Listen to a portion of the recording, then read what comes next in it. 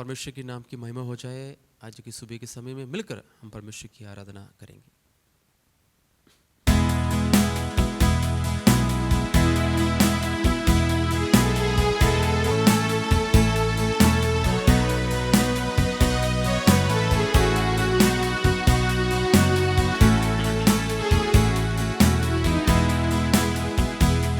मेरे जीने का मकसद तू है, मेरे जीने का कारण तू है। मेरे जीने का मकसद तू है, मेरे जीने का कारण तू है। मैं जीऊं या मरूं वो तेरे लिए है, तू मेरा प्रभु। मेरे जीने का मकसद तू है, मेरे जीने का कारण तू है। मेरे जीने का मकसद तू है, मेरे जीने का कारण तू है। पिछला मैं सब भूल कर मैं आगे को दौड़ा चलूं, मेरे लिए जो धन था उसको मैं त्याग दूं। पिछला सब भूल कर आगे को दौड़ा चलूं, मेरे लिए जो धन था उसको मैं त्याग दूं, कि मैं पाऊं उससे पुरस्कार। दौड़ा मैं पाऊं कि मैं पाऊं उससे पुरस्कार। दौड़ा मैं पाऊं, मैं जीऊं या मरूं वो तेरे लिए है, तू मेरा प्रभु। मेरे जीने का मकसद तू है, मेरे जीने का कारण तू है। मेरे जीने का मकसद तू है, मेरे जीने का कारण तू है। मैं जीऊं या मरूं वो तेरे लिए है, तू मेरा प्रभु। मेरे जीने का मकसद तू है, मेरे जीने का कारण तू है। मेरे जीने का मकसद तू है, मेरे जीने का कारण तू है। आइए हम प्रभु के वचनों को हम जाएं। परमेश्वर के नाम की महिमा हो जाए आज की सुबह के समय में, और प्रभु की उपस्थिति में इस प्रकार इकट्ठे होने के लिए प्रभु ने अवसर दिया। और आज सुबह के समय में परमेश्वर के वचनों को सुनने के लिए जुड़े हुए लोगों को परमेश्वर बहुत ऐसे आशीष करे। बीते हुए दिन में, बीते हुए रात को प्रभु ने हमें संभाला, सुरक्षा के साथ रखा, और सुबह उठने के लिए प्रभु ने सहायता और मदद किया। आइए हम प्रभु के सुबह के समय में प्रभु के वचनों को हम सुनेंगे। आपने कभी सोचा है कि अब्राहम को परमेश्वर ने विश्वासियों का पिता क्यों कहलाया गया? उनकी जिंदगी को हम जब देखते समय परमेश्वर का अनुग्रह को अब्राहम की जिंदगी में हम देख सकते हैं।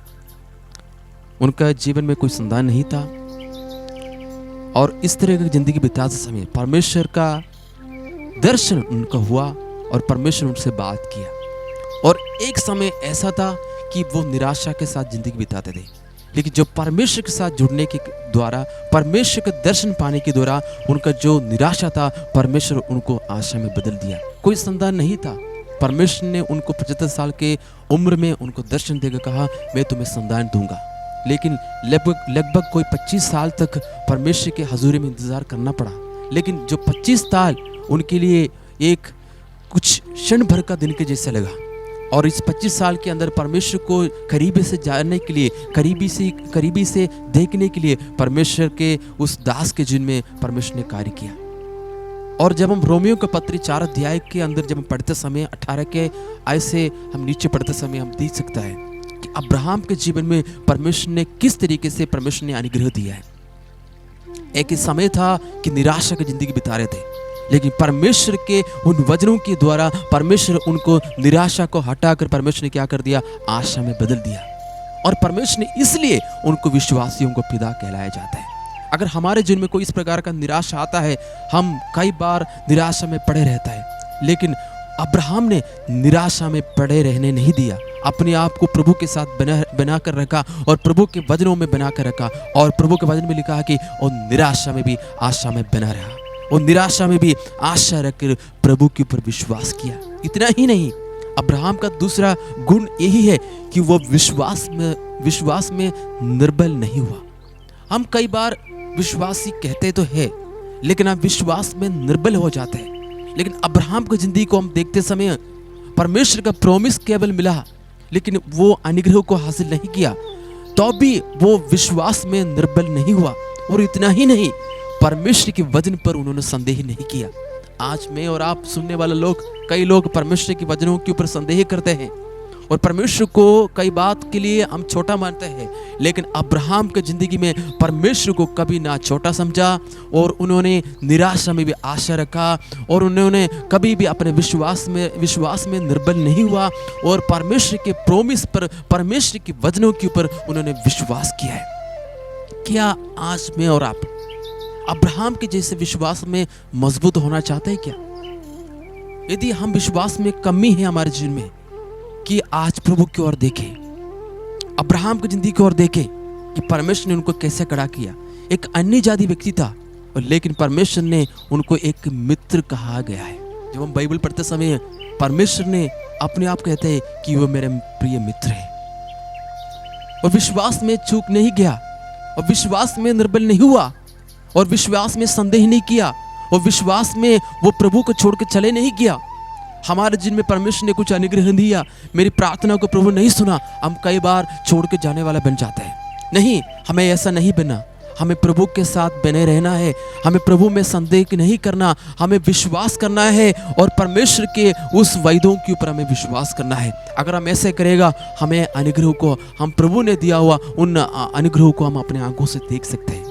हम अब्राहम के उन जिंदगी को देखें कि परमेश्वर में कभी वो अपने जिंदगी को हल्का नहीं समझा, वो प्रभु के साथ बने रहेगा, और प्रभु के साथ चलते थे। एक अच्छा फ्रेंड के रूप में, एक अच्छा दोस्त के रूप में वो प्रभु के साथ बात करता था। क्या इन दिनों में मैं और आप उस प्रकार का एक जिंदगी बिता पाएगा कि प्रभु के दास, प्रभु के साथ एक अच्छा मित्रता के साथ, हालेलुया, एक दोस्त के जैसे क्या चल पाएगा क्या? जिस प्रकार अब्राहम ने चला, वो कभी भी वो निराशा में इस प्रकार की बातें नहीं किया। निराशा में भी आशा रखकर वो प्रभु के वचनों के ऊपर, वायदों के ऊपर विश्वास किया, और विश्वास में निर्बल नहीं हुआ।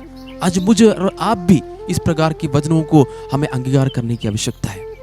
हम निराशा में पड़े नहीं रहना, हमें विश्वास में कमजोर नहीं होना, हमें परमेश्वर के वचनों में हमें शक नहीं करना, और विश्वास करेगा तो जिस प्रकार परमेश्वर के दास के जीवन में जब 100 साल पूरा हुआ, परमेश्वर उन वायदों को पूरा किया है।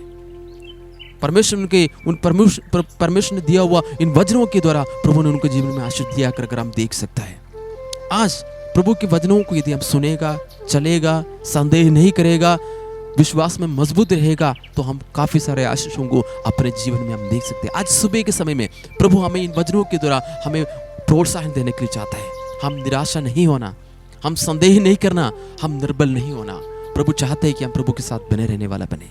आइए आप सबके लिए सुबह के समय प्रार्थना करने के लिए चाहता हूँ। यदि कोई निराशा में, यदि कोई निर्बल है, यदि कोई कमजोरी में, आप सबके लिए मैं आज प्रार्थना करने के लिए चाहता हूँ। प्रभु आप सबको आज आशीष देने के लिए जा रहे हैं। प्रभु यीशु मसीह, आज की सुबह के समय के लिए हम आपका धन्यवाद करते हैं। आज आपके वचनों को हमने सुना। अब्राहम ने जिस प्रकार विश्वास किया, निराशा में भी आशा रखकर विश्वास किया, और विश्वास में कभी निर्बल नहीं हुआ, और प्रभु आपके वचनों के ऊपर कभी संदेह नहीं किया। आज सुबह के समय में हम आपके वचनों के ऊपर विश्वास करता हूँ। सुनने वाले हर एक लोगों के जिनमें तेरी अनुग्रह का कार्य होने पाए, हर एक बात के लिए धन्यवाद। यीशु के नाम से दुआ मांगते हैं, आमीन आमीन।